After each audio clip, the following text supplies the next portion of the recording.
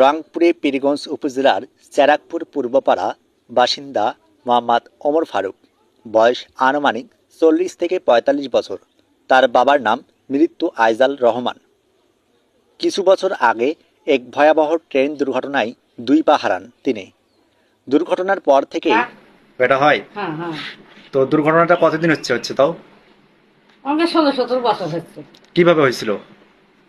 আমার কাজ করে গেছিল, যা ঘুমের জগৎ পড়ে গেছে। যা পাও দুইটা নেই। হ্যাঁ, পা দুটো গেছে গাড়ি। সে কি করে চলাচল করে? কি এখন আমাদের চা চিনতে কষ্ট মষ্ট করে, খুব কষ্ট। এবং আমরা যে দেখলাম যে বাড়ি ঘরগুলো অনেক সুন্দর, তো এগুলো কিভাবে করলো তিনি? ওকে চা চিনতে বাবা, মানে ভিক্ষা করে আর কি? হ্যাঁ, ভিক্ষা করে চা চিনতে। আমিও আনা চা চিনতে আনছি, সে বেটাও আনা চা চিনতে আনছে। আমি একে করে ঘর কোনা আনা থাকার আশ্রয় গলায় সে আশ্রয় কোনা করছি। সম্পূর্ণ শারীরিক অক্ষম হয়ে পড়েন। সেই থেকে শুরু হয়ে তার জীবন সংগ্রাম। পরিবারে রয়েছে স্ত্রী এবং ২ সন্তান। মেয়ে বর্তমানে ক্লাস 5-এ পড়াশোনা করেন, আর ছোট ছেলে পড়েন ক্লাস 1-এ। অর্থনৈতিক অনটনের মধ্যেও সন্তানদের পড়াশোনা চালিয়ে যাওয়ার চেষ্টা করে যাচ্ছেন ওমর ফারুক ও তার স্ত্রী। কিন্তু প্রতিদিনের জীবনযুদ্ধে সন্তানদের পড়াশোনা চালিয়ে নেওয়াই হয়ে উঠেছে সবচেয়ে বড় চ্যালেঞ্জ। শারীরিক অক্ষমতার কারণে কোনো কাজ করতে না পারায় ওমর ফারুক আজ জীবিকা নির্বাহের জন্য ভিক্ষার পথ বেছে নিতে বাধ্য হয়েছেন।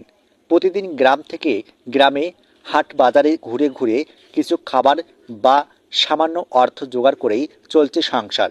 তারপরও একজন বাবা হিসেবে তিনি স্বপ্ন দেখেন একদিন তার ছেলে মেয়ে অসহায় মানুষ, প্রতিবন্ধী মানুষ কাজ কাম করতে পারে না, বাসায় এলে কাজ কাম বন্ধ, পেট চলে না, বা এই বাসায় এলে মনে করলে সবকিছু চলাফেরা বন্ধ। অসহায় মানুষ গাড়ি থেকে পড়ে গেছে, সংসার চালার মতো না, সন্তান মানুষ করতে কষ্ট হয়। দর্শকেরা যদি ভালোবাসা খাতিরে আমার স্বামী অসহায় মুখে দিকে চাইয়া যদি সাহায্য করে, আপনাকে দোয়া খাইয়ে দেন, আপনার লিগে দোয়া করতে পারি, নামাজ পড়েছে আপনাকে জন্য দোয়া করতে পারি, দর্শকের ভালোবাসা নিয়ে যেন থাকতে পারি, চলতে যেন পারি। পড়াশোনা করে মানুষের মতো মানুষ হবে আর এই অসহায় পরিবার থেকে মুক্তি পাবে।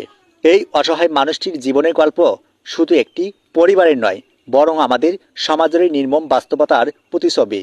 ওমর ফারুক এবং তার পরিবারের পাশে দাঁড়ানো এখন সময়ের দাবি। সমাজের সামর্থ্যবান মানুষ কিংবা সরকারি উদ্যোগ যদি সহযোগিতার হাত বাড়িয়ে দেয়, তবে হয়তো এই 2 ছোট্ট শিশুর স্বপ্ন থেমে যাবে না মাঝপথে এসে। পীরগঞ্জ আপডেট, রংপুর।